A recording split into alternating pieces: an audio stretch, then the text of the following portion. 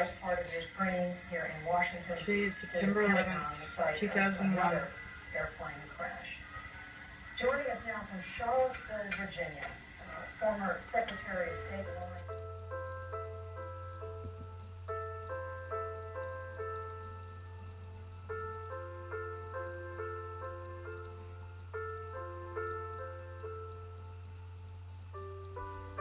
Prior to September 11th, 2001, terrorism was not as popular of a topic as it currently is today. 9/11 was the largest domestic terror attack in the history of the U.S., which scared many Americans whose nation's weaknesses were exploited in one day. 15 years later, our country is still on the lookout, much due to this tragic event. The past few years have sparked new concerns as far as terrorism is concerned in the U.S. The fairly recent rise of terrorist group ISIS has had several attacks on our homeland, and this has brought our nation to ponder the question: is enough being done to prevent domestic terrorism? No. No. No. No. No. No. As an 8-year veteran in the White House, Barack Obama has dealt with many stressful tasks. Many of his most notable tasks include terrorism. In May 2009, Obama gave SEAL Team 6 the go-ahead to kill Osama bin Laden, something forces have been attempting to do since 9/11. However, as triumphant as this event was for him, his other involvings with terrorism have not been so fortunate.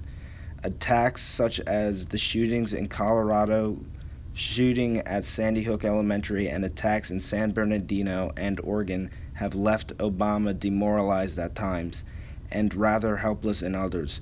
While he has pushed for more gun laws, this has proven difficult for many reasons, and he struggles to make progress towards defeating terrorism. The United States of America is the one advanced nation on earth in which we do not have sufficient common sense gun safety laws, even in the face of repeated mass killings.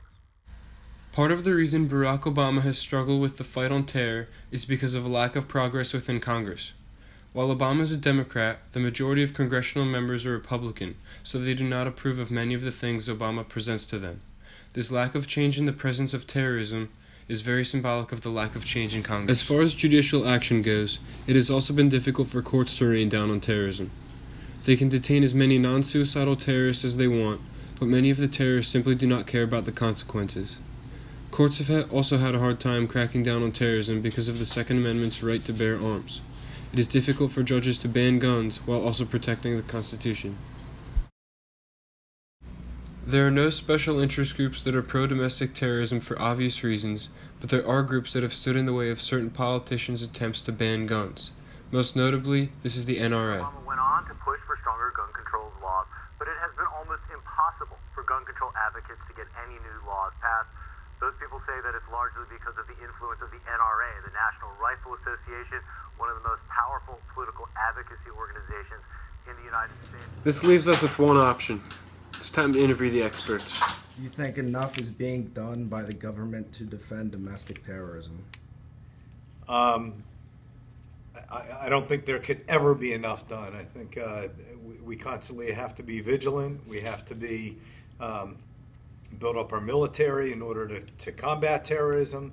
So I guess the answer is enough being done. I think we could always do more. Do you think citizens are well enough informed on terrorism? I think the government does try to provide information to the citizens up to a point that they're able to. I do think the things that they don't share, it's in the best interest so that the terrorists don't have the information at hand as well. So yes, I do think openness and transparency is very important. However, there has to be some secrecy so the information doesn't get into the terrorist hands. What forms of action should take place to prevent domestic terrorism?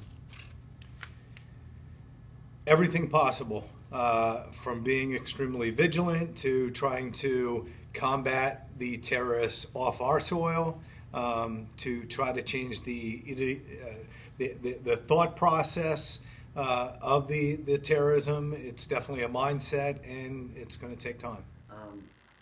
prior to 9/11, we really didn't have to think about terrorism in this country. So to say whether we have done enough, it's a difficult question. There's always more to do, but at the same time, there's more money, more people, more resources. Are people willing to pay more tax dollars to do more? That's just a question that everybody has to answer for themselves. But moving forward, yes, there's always more that could be done.